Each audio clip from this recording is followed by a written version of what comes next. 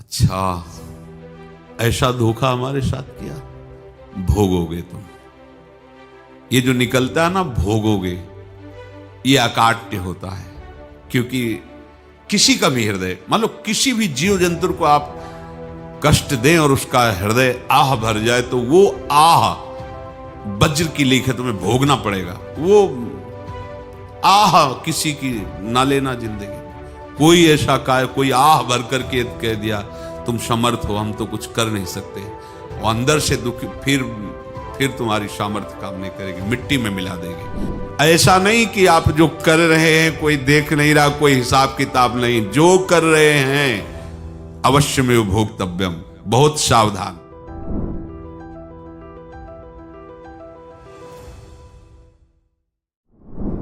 जीव स्वयं नित्य निरंतर कर्मों के जाल को रच रहा है और अपने आप को बांध रहा है।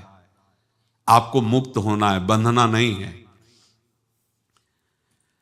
जीव का जन्म कर्मों के अनुबंध से होता है, कर्मों के बंधन से होता है, और उसको अपना ऋण चुकाना होता है। कर्मानुबंध ये बहुत सूक्ष्म विषय है। जैसे आप जिस परिवार में जन्म लिए हैं, तो उस परिवार के लोगों से आपका ऋण है, इसलिए उसी परिवार में आप आए हैं। और ऋणानुबंध, उसको बिना चुकाए या बिना वसूल किए आप वहां से जाएंगे नहीं। आपको लेना है तो वसूल करना है, और देना है तो चुकाना है। ये पूर्व के जन्मों से निश्चित किया गया है। जैसे किसी के यहां पुत्र हुआ, जन्म से ही पैसा खर्चा शुरू हुआ, जो बड़ा हुआ तो उद्दंडता के द्वारा मार पूरे परिवार को क्लेश पर क्लेश देता चला जा रहा है। ये तुम्हारे कर्म का फल है। या ऐसे शक्तिहीन बुद्धिहीन ऐसे पागल पूरे जीवन सेवा करो, तुमसे अपना हिसाब चुकाने के लिए वो आया है। अब परिवार के जो सदस्य जुड़े आके, मतलब पत्नी आते ही पूरी हृदय में आनंद, परिवार में आनंद, और जीवन भर वो आनंद ही सुख देने के लिए उसका जन्म हुआ। वो अपना ऋणानुबंध मुक्त, और आते ही भयंकर क्लेश खड़ा कर दिया, बीच में दीवार और झगड़ा वैसा, फिर अतरे दिन मारपीट शुरू, कलह अशांति, पूरा जीवन नरक हिसाब करने आए। यहां ऋण चुकाए बिना कोई जा नहीं सकता, ऋण चुकाना पड़ेगा। किसी का ऋण वसूल करना है तो किसी को ऋण चुकाना है, दोनों काम करने होते हैं। अनेक जन्मों में अनेक लोगों के साथ हमने जो बर्ताव किए हैं, अच्छे या बुरे, वो होंगे। अब किसी आदमी को हम जानते नहीं, अचानक मिला, अचानक टक्कर लगा और मार पीट गाली गुप्ता सब कर दिया, चुपचाप सह लो। क्यों? ये आपका हिसाब है, पूर्व का हिसाब। हमारा उससे कोई द्वेष नहीं, कोई संकल्प नहीं। अचानक घटना घटी और हमसे द्वेष करने लगा, हमें पीटने लगा, हमें गालियां दे, ये हिसाब है, चुपचाप सह जाओ। अपने घर का भाई ही भारी दुश्मन बन गया और क्लेश दे, हिसाब है।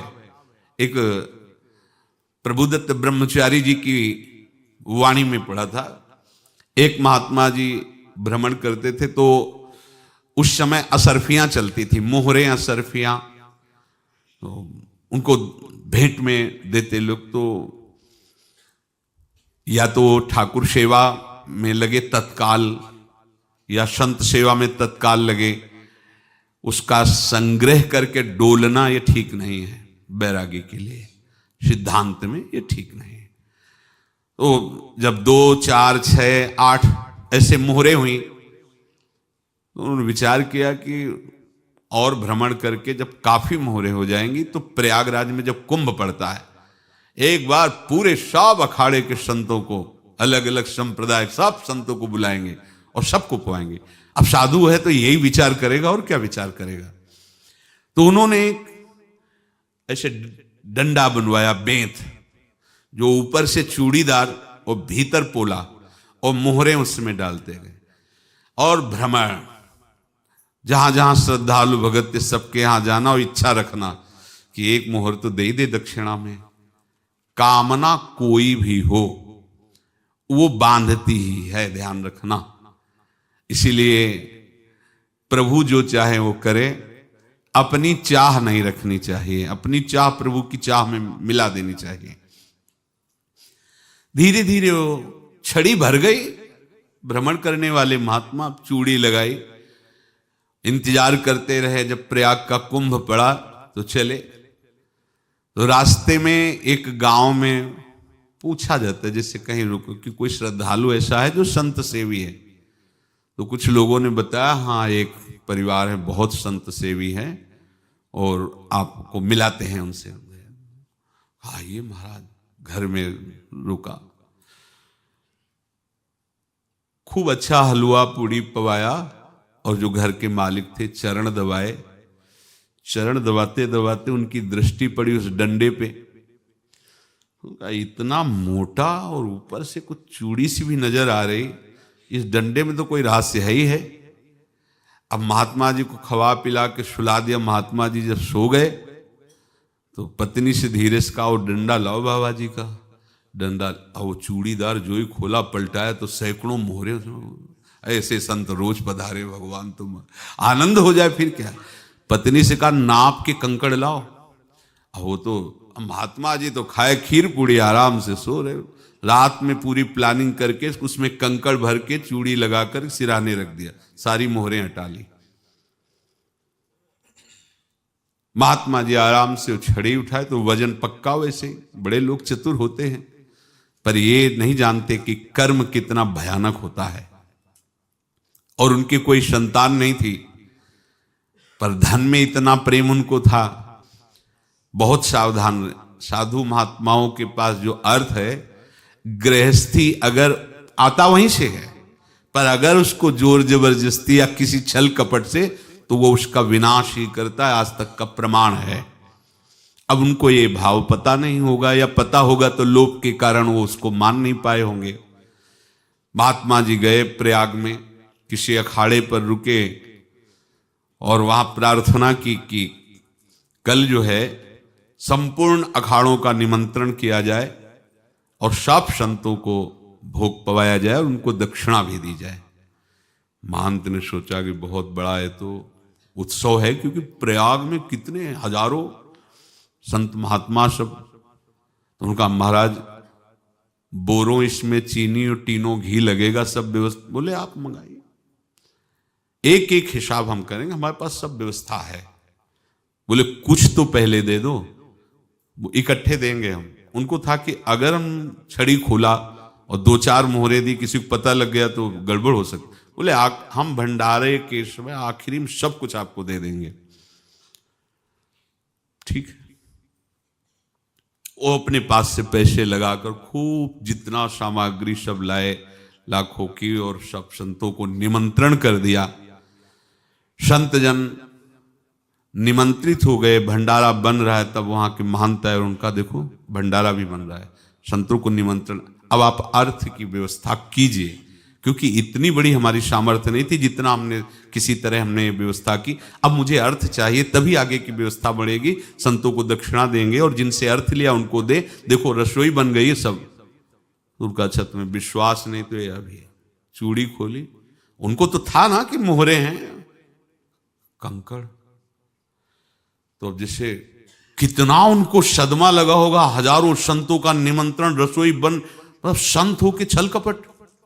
तो उनका महाराज आपने तो हमारा नाश कर दिया, जो महंत थे। अब बताओ रसोई बन गई, संत निमंत्रित हो गए और आप ये कंकड़ दिखा रहे हैं हमको। आपने तो हमें बर्बाद कर दिया। हमारी इतनी सामर्थ्य नहीं थी, आप पहले बता देते। संत होकर ऐसा छल कपट। अब वो बोले तो क्या बोले, क्योंकि उनको पता था कि मोहरे हैं इसमें। अंदर से उनका चिंतन गया उसी सेठ के पास, अच्छा ऐसा धोखा हमारे साथ किया, भोगोगे तुम। ये जो निकलता है ना भोगोगे, ये अकाट्य होता है। क्योंकि किसी का भी हृदय, मान लो किसी भी जीव जंतु को आप कष्ट दें और उसका हृदय आह भर जाए, तो वो आह वज्र की लेख है, तुम्हें भोगना पड़ेगा। वो देखो भीष्म जी को भोगना पड़ रहा है ना। सांप को ऐसे धनुष की नोक से उठाया और बंबूल के कांटों के ऊपर फेंक दिया, कई दिन तक शेदा हुआ, वो आह भर करके मरा। तो आपको 6 महीने बाणों की सैया पर आह किसी की ना लेना जिंदगी में। कोई ऐसा कोई आह भर करके कह दिया तुम समर्थ हो, हम तो कुछ कर नहीं सकते, और अंदर से दुखी, फिर तुम्हारी सामर्थ्य काम नहीं करेगी, मिट्टी में मिला देगी। फिर ये तो संत थे और भगवत आराधना के लिए, संत आराधना के लिए ही ऐसा किए हुए थे। अब इनका कैसे मुंह दिखाएं, अब क्या करें। सुबह संत जन आएंगे, सबके बीच में हमारी कि देखो इन्होंने, अब क्या करें। गए और संगम में जाके छलांग लगाई, अपने प्राण त्याग दिए। अब उनके तो पास मोहरे थी और व्यापार बढ़ा, और 9-10 महीने बाद ही लड़का हुआ। अब तो उनको कि संत फलीभूत हो गया। देखो व्यापार चल रहा, लड़का नहीं होता था, लड़का भी हो गया। बड़ा आनंद छा रहा है। जब से वो प्रकट हुए और धन की वृद्धि शुरू हो गई, पढ़ाई लिखाई में उनके खर्चा हुआ सब, बस बीमारी शुरू हो गई उनके शरीर में। अब उसमें पैसा जाना शुरू हुआ। इतने आसक्त तो वो दोनों हो गए कि कुछ भी हो, व्यापार ठप, संपत्ति बेचना शुरू। तो उन्होंने कहा कि बेटा मैं क्या कर सकता हूं तुम्हारे लिए। बोले हमारी अंतिम इच्छा है प्रयाग चलो, और जितने प्रयाग में संत महात्मा सबको एक बार भंडारा करवाओ, हमारी इच्छा अंतिम है। क्योंकि अंतिम यही इच्छा थी। तो बोले अब ज्यादा संपत्ति तो नहीं रह गई। तो बोले घर बेच दो, मेरे लिए ही तो है, बेच दो। मुझे लगता मैं बचूंगा नहीं, पर मेरी अंतिम इच्छा पूर्ण कर दो। घर बेच दिया, जेवर बेच दी। वहां गए, जब संत सेवा की तो बोले मुझे संगम तक ले चलो। संगम तक ले गए और बोले समझे तुम चुराए थे और हमने उसको छीना है, कुछ नहीं रह गया तेरे पास कुछ, अब केवल ममता और आसक्ति में जलकर मर और नरक प्राप्त कर। मैं वही महात्मा हूं जिसकी तूने मोहरे ली थी, शरीर छोड़ दिया। महात्मा को जन्म लेना पड़ा और इनको दुर्गति भोगनी पड़ी। ऋणानुबंध होश में, ऐसा नहीं कि आप जो कर रहे हैं कोई देख नहीं रहा, कोई हिसाब किताब नहीं, जो कर रहे हैं अवश्य में भोक्तव्यम, बहुत सावधान। अनेक जन्मों में अनेक लोगों से जो कुछ लिया दिया है, इस लेने देने को मिटा देने के बाद ही तुम मुक्त हो गए। इसीलिए एक उपाय है, लेना न देना मगन रहना। क्या? मालिक को समर्पित हो जाओ, मालिक को अपना माना हुआ समर्पित कर दो, खत्म। अहम त्वाम स्वरूपापेभ्यो मोक्षयिष्यामि, सब खत्म। आगे पीछे लेना देना सब खत्म। एकादश स्कंद में भगवान श्री कृष्णचंद्र जी ने कहा जो मेरे चरणों का आश्रय लेकर भक्त मेरा भक्ति करता है, उसके पितृ ऋण, मातृ ऋण, देव ऋण, ऋषि ऋण, सब ऋणों से मैं मुक्त कर देता हूं। बस यही एक उपाय है जो इसके बंद करने का उपाय भक्तों के लिए है, वो यही है, भगवान की शरण में होकर अपना माना हुआ पूरा भगवान के अर्पित कर दो। अर्पित करने का तात्पर्य उसमें अहम हटा दो। तो दियम वस्तु गोविंदम तुभ्यमेव समर्पये। जिनसे तुमने सेवा करवाई है उनकी सेवा करनी पड़ेगी, जिनसे तुमने जो कुछ लिया है उनको देना पड़ेगा। ये लेने देने का व्यापार जब तक समाप्त नहीं होगा तब तक तुम्हारा जन्म मरण चलता रहेगा। अब आपको यहां समझना है, यदि आपसे किसी ने पैसे लिए बेईमानी करके नहीं दे रहा है तो आप उसको गाली मत दीजिए, आपने बेईमानी की थी इसलिए आपकी बेईमानी हुई है, ले गया, कोई बात नहीं है, बंधन से मुक्त हुए, जो बोझा था चला गया। उसको ऐसा ना देखे कि ये बेईमान हमारे रुपए मार लिए, अब जो कुछ होगा देखेंगे। अगर आप आगे नया कुछ करते हैं तो फिर आगे का हिसाब आपको भोगना पड़ेगा, ध्यान रखना। ऐसा नहीं है कि आपको भोगना नहीं पड़ेगा। एक ही उपाय है कि अब जो शरीर धारण किए इसी में जो भोग ले, आगे ना होना चाहिए। तो क्या करे? सर्वतो भावेन भगवान की शरण ले ले। ये तो सर्वाणि कर्माणि मयि सन्न्यस्य मत्पराः अनन्येनैव योगेन माम ध्यायन्तु उपासते तेषामहं समुद्धर्ता मृत्यु संसार से। ये बड़ा कठिन है पार होना, कोई छोटी मोटी बात है। एक महात्मा बाल्यावस्था से भजन करते थे, शालिग्राम भगवान पास रखते थे और उन्हीं की आराधना करके बस पाठ नाम जप और भ्रमण करते थे। यौवन अवस्था थी, गंगा जी के किनारे अपने ठाकुर को विराजमान करके स्नान करने के लिए कपड़ा ही उतार रहे थे कि 90 लोग आ गए, भाला तलवार सब ले, मारो मारो इसको मारो, घेर लिया। तो उन्होंने हाथ जोड़कर कहा हमने क्या अपराध किया, कोई सुन ही नहीं रहा। तो उन्होंने कहा मार तो डालोगे ही आप 90 लोग, हम कोई अस्त्र शस्त्र तो लिए नहीं, एक बार हमें गंगा में डुबकी लगा देने दो और अपने ठाकुर को स्नान करा देने दो, फिर इसके बाद आप मार देना।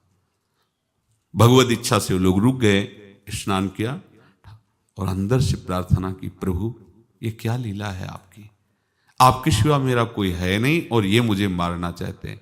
तो भगवान ने जानते हो क्या कहा उनके अंतर में, तुम मेरे में ध्यानस्थ हो करके शरीर को छोड़ो, ये लोग मारेंगे, ये मेरे भजन का फल है कि तुम्हें 90 जन्म नहीं लेना पड़ेगा, एक ही जन्म में 90 मिलके, तुमने 90 हिंसा की थी पूर्व में, तो तुम्हें 90 बार जन्म लेना होता और एक एक करके मारते। ये मेरे भजन का प्रताप है कि एक बार में ही 90 का हिसाब हो जाएगा। तुम आंख मूंदो, मेरे ध्यान में मगन रहो, मेरे प्रताप से तुम्हें कोई चोट नहीं होगी और स्वाभाविक मूर्छावस्था में प्राण तुम्हारे छूट जाए। ऐसा ही हुआ, ऐसा हुआ। तो ये बात समझ लो कि ये जो कर्मानुबंध है, ऋणानुबंध है। अब देखो, अगर शाप महात्माओं ने दिया कि तुम्हारे वंश का इससे विनाश होगा, तो भगवान भी परम धाम जा रहे तो उसी कील से, बाण की नोक में जो मछली लील गई थी छोटा कण, उसी से की नोक बनाई और उसी नोक को प्रहार किया, भगवान के श्री चरण में वही बाण की नोक लगी और भगवान ने स्वीकार किया ना। भगवान का बड़ा लीला विचित्र है। अगर छुप करके उधर रामावतार में बात, तो इधर ऐसे स्वीकार किया है भगवान ने। ऐसा कहीं नहीं दिखाया कि मैं भगवान हूं तो मैं अपने लिए, ऐसा नहीं दिखाया। नारद जी का हित किया पर नारद जी ने श्राप दिया तो भगवान ने स्वीकार किया। बंदरों ने ही सहायता की, जैसा बोले थे वैसा। ये लीला इस शरीर में भोगनी पड़ेगी। हाँ, ज्यादा को कम में भुगता देंगे, पर अब अगला शरीर ना मिले, इसके लिए सर्वतो भावेन भगवान के आश्रित हो जाए। जैसे आपने दुकान फैला रखी है तो उसमें दो काम होते हैं, लेना और देना। किसी को उधार दिया है तो हमें उससे लेना है, और कोई नगद देकर सामान ले रहा है तो उससे सामान देना है, या उधार लिया है तो हमें उधार देना है। अब अगर दुकान बंद करनी है तो तुम्हें देने वालों पर जोर देना है, लेने वालों पर जोर नहीं। लेने वाला तो जाओ हम क्षमा किया, समर्पित किया, हमारा कोई संबंध नहीं, खत्म हो जाए, वो खुशी हो जाएगा। लेकिन देने वाला तुम अगर दुकान भी उठा दोगे तो जहां भी रहोगे तुम्हारे पास वो आएगा, लाइए हमारा। तो देने पर नजर रखिए, जिसका जिसका हिसाब है वो आपके सामने आता जाए, हटाते जाओ। लेने पर नजर मत रखिए और दुकान फौरन उठा दीजिए, नहीं अगर लेते देते रहे तो चलता रहेगा। आगे चलकर कुछ लेना न देना, मगन रहना बस अपने प्रभु के चिंतन में। अब हम कैसे जाने कि किसको क्या देना है, हमें क्या पता? तो हम पूरा हिसाब जिनको पता है उनको दे देते हैं, समझ रहे हो? उनको पता है क्या लेना है क्या देना है, तो इनके पास पहुंच गए या सरकारी हिसाब से सब बराबर कर देंगे। हमको अपनी जिम्मेवारी इनकी चरणों में समर्पित कर देना है, तभी हम जीवन मुक्त होंगे। ये रहस्य की बात है। प्रभु कह रहे हैं, यस्य सर्वे समारंभाः काम संकल्प वर्जिताः ज्ञानाग्नि दग्ध कर्माणं तमाहु पंडितम बुधाः। जिसके संपूर्ण कर्मों के आरंभ संकल्प और कामना से रहित हैं, तथा जिसके संपूर्ण कर्म ज्ञान रूपी अग्नि से जल गए हैं, उसको ज्ञानी जन भी पंडित कहते हैं, बुद्धिमान कहते हैं। पूज्य श्री भाई जी महाराज कह रहे हैं, जैसे वहां ज्ञानाग्नि से दग्न कह रहे हैं, तो अपने वृंदावन वासियों का प्रेमाग्नि से सब कर्म संस्कार दग्न होते हैं। जिस समय आपके हृदय में भगवत प्रेम का प्रादुर्भाव होगा तो लेश मात्र कभी तुम्हें दुख नहीं भोगना पड़ेगा।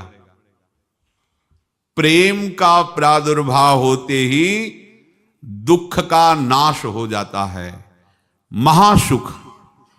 जब प्रेम का प्रादुर्भाव होगा तो समस्त पाप भस्म हो जाते हैं, अशांति नष्ट हो जाती है, संसार ज्वाला स्पर्श भी नहीं कर सकती है।